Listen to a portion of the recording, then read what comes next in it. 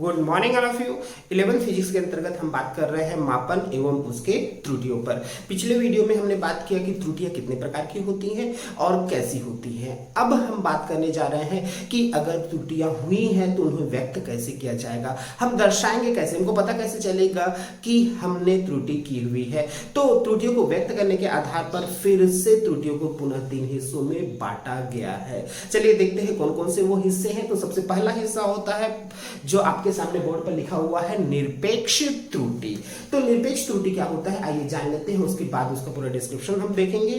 तो निरपेक्ष त्रुटि मतलब ये है कि जब किसी भौतिक राशि का हम मापन करते हैं तो उसका जो मान है मापन के बाद, जिसको हम प्रेक्षित मान कहते हैं, प्रेक्षित मान का वास्तविक मान से कितना अंतर आता है, उस अंतर को ही हम उसका निरपेक्ष त्रुटि करते हैं। फॉर एग्जाम्पल, जैसे हम किसी भी वस्तु की जो लंबाई है मान लो 5 सेंटीमीटर और हमने प्रैक्टिकल किया तो उसका जो मान निकला है वो 5.01 है। तो 5.01 है तो हमारे द्वारा जो त्रुटि हुई है वो कितना हुआ है वो देख लेते हैं। जैसे एग्जांपल के तौर पे वास्तविक मान कितना था 5 cm और हमने जब निकाला तो 5.01 निकला। तो उस आधार पे जो अंतर है वो अंतर कितना है 0.01। तो ये जो हमारा त्रुटि हुआ है इसी त्रुटि को हम नाम देते हैं निरपेक्ष त्रुटि। तो हम व्यक्त कैसे करेंगे आइए देखते हैं, पूरी प्रक्रियाओं को समझते हैं। तो सबसे पहले हम बात करने जा रहे हैं एक बार फिर से उसके डेफिनेशन पर। निरपेक्ष त्रुटि का जो डेफिनेशन है वो वास्तव में क्या बोलता है, निरपेक्ष त्रुटि मतलब किसी भी भौतिक राशि के मापन में जो उसके वास्तविक मान और प्रेक्षित मान में जो अंतर प्रोड्यूस हो जाता है उस अंतर को ही हम कहते हैं निरपेक्ष त्रुटि। तो चलिए देखते हैं, मान लो हम कोई प्रैक्टिकल कर रहे हैं और प्रैक्टिकल करने के दौरान हमारे पास कुछ पाठ्यांक मिले हुए हैं, जैसे for example A1 A2 up to this n।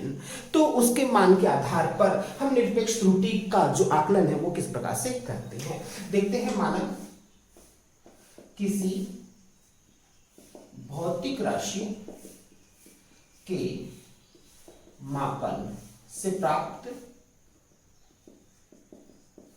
मान क्रमशः A1 A2 up to distance AN है। तो सबसे पहले हमारा काम ये रहेगा कि हम इसका माध्य मान निकालेंगे अर्थात मीन निकालेंगे। तो सबसे पहले हम मीन निकाल लेते हैं A मीन। और मीन निकालने या माध्य निकालने की प्रक्रिया हमको बहुत अच्छे से पता है, हम पिछले साल भी स्टडी कर चुके हैं। मीन निकालने की जो प्रक्रिया होती है A1 plus A2 up to distance AN upon n, अर्थात जो कुल आंकड़े होते हैं उनका योगफल बटे आंकड़ों की संख्या। तो चलिए यहाँ पर देखते हैं A1 plus A2 up to distance AN upon आंकड़ों की संख्या, आंकड़ों का कुल योग बटे आंकड़ों की संख्या।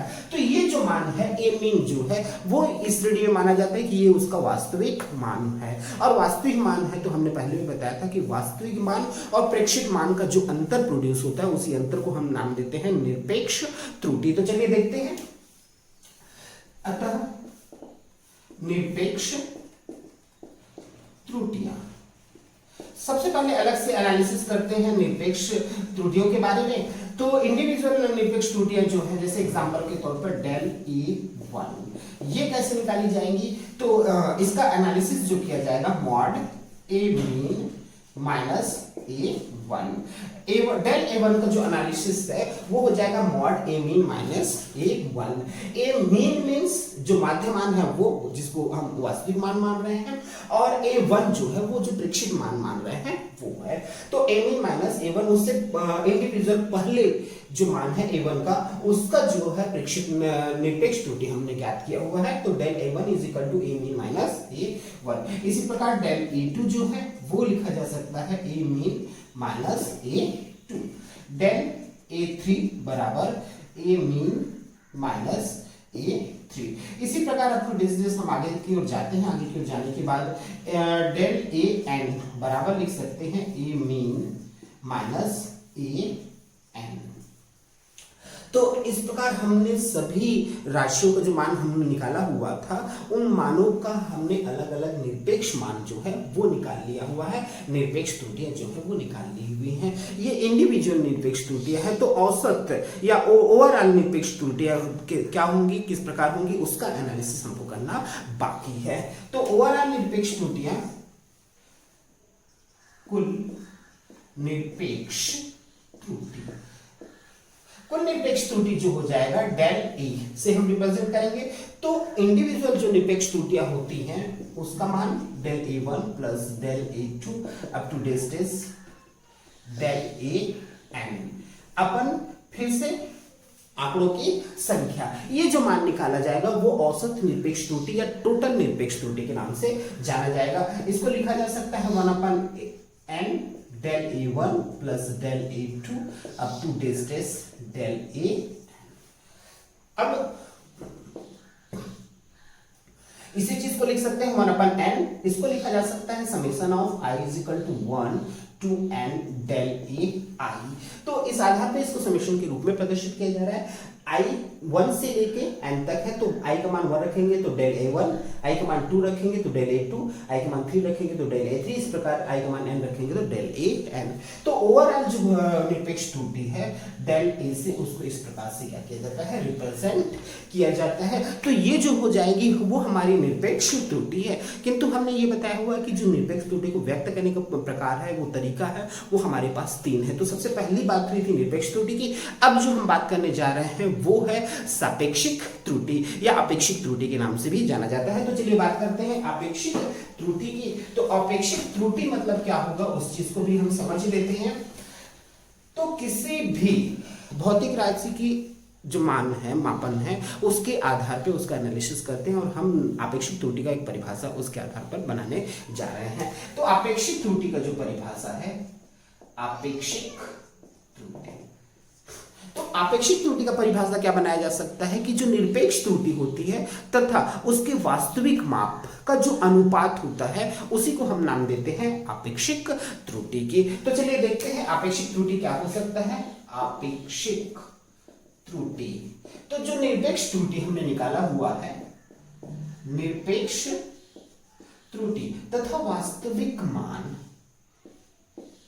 उस भौतिक का जो वास्तविक मान है और जो निरपेक्ष त्रुटि निकली हुई, उन दोनों के अनुपात को ही हम क्या कहते हैं, अपेक्षिक त्रुटि कहते हैं। तो यहाँ से निरपेक्ष त्रुटि का जो मान हमने निकाला हुआ है 1/n summation of i is equal to 1 to n del AI upon वास्तविक मान जो निकला हुआ था वो था A मीन। तो ये इस आधार पे उसके A मीन का एनालिसिस किया जाता है। तो 1/n summation of i is equal to 1 to n del AI upon A mean, ये हो जाएगा अपेक्षिक त्रुटि। अब इसके बाद जो तीसरी वैल्यू होती है वो होती है प्रतिशत त्रुटि। प्रतिशत त्रुटि का आकलन कैसे करते हैं, तो अपेक्षित त्रुटि के आधार पर ही हम प्रतिशत त्रुटि का भी आकलन करते हैं। तो चलिए देख लेते हैं प्रतिशत त्रुटि का भी एनालिसिस।